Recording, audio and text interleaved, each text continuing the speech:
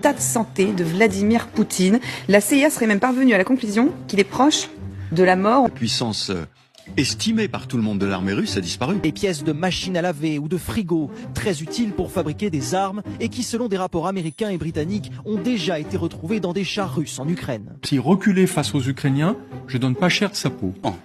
Qu'est-ce qu'a fait reculer l'armée russe en Afghanistan, si ce n'est les missiles Stinger donnés par les Américains? Il a déjà reculé de Kiev. Si elle recule, pour moi, le régime de Poutine disparaît.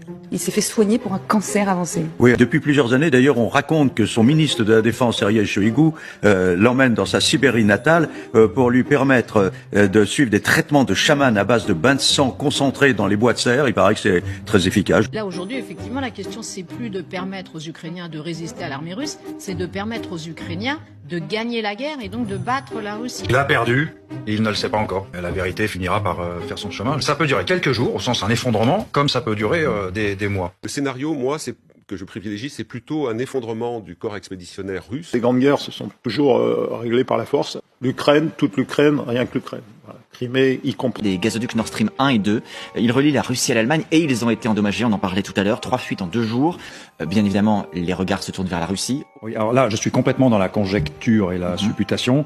Pour moi, l'hypothèse la plus logique est que ce sont les Russes qui l'ont fait. Quand on regarde la propagande russe, Solovyov et tous les autres, faut comprendre que tout ça, c'est une manipulation. La Russie est quand même derrière tout ça.